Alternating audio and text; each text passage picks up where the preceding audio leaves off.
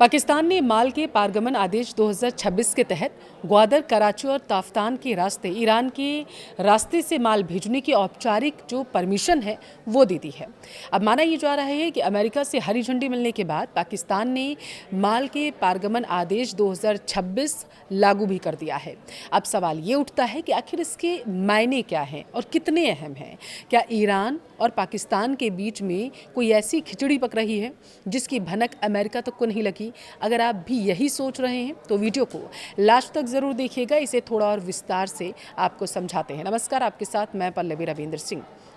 देखिए, पाकिस्तान ने अप्रैल 2026 में माल के पारगमन आदेश 2026 के तहत ग्वादर, कराची और ताफ्तान के रास्ते ईरान के रास्ते से माल भेजने की औपचारिक परमिशन दे दी है, जिसके तहत तीसरे देशों से आने वाला माल जो होगा पाकिस्तान से होकर ईरान तक आसानी से अब पहुंच सकेगा।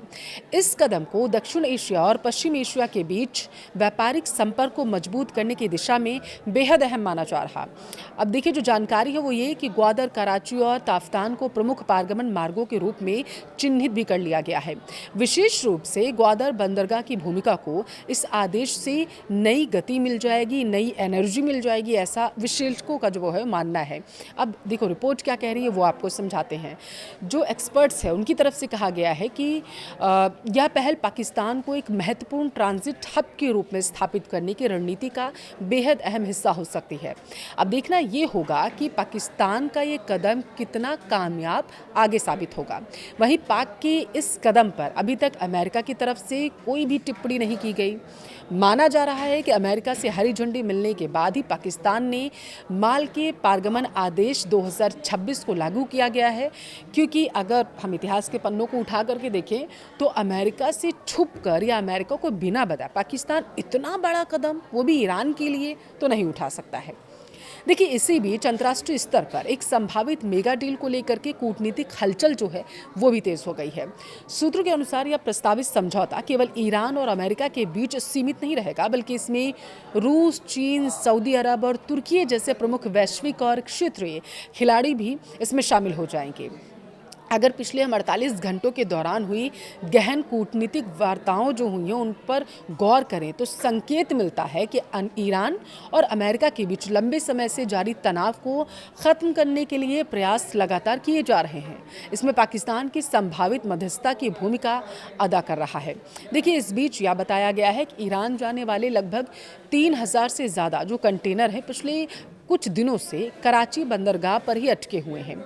यह खबर अमेरिका और ईरान के बीच चल रहे संघर्ष के बीच जारी हॉर्मुज जलमरुमध्य जो शांतिकाल में दुनिया के एक 5वें तेल और गैस आपूर्ति का मार्ग था, ईरानी बंदरगाहों की नाकेबंदी के संदर्भ में सामने आया है। देखिए, 28 फरवरी को ईरान पर अमेरिकी इजरायली हमलों से शुरू हुआ यह संघर्ष फिलहाल तो रुका हुआ है, क्योंकि युद्ध विराम अभी भी प्रभावी है।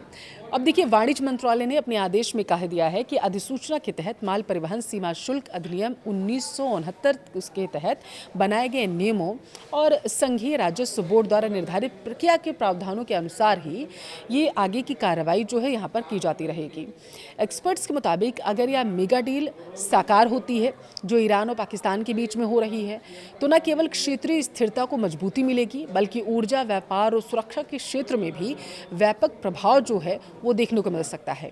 हालांकि आधिकारिक तौर पर किसी समझौते की पुष्टि अभी नहीं हुई है, क्योंकि पाकिस्तान की तरफ से आधिकारिक मुहर इस पर नहीं लगी है। लेकिन जिस तरीके से कूटनीतिक गतिविधियां अब चल रही हैं, उससे संकेत ये ज़रूर मिल रहे हैं कि आने वाले समय में वैश्विक शक्ति संतुलन में महत्वपूर्ण बदलाव पाकिस्तान और ईरान के बीच में संभव है। आपके क्या विचार है, कमेंट ज़रूर करें।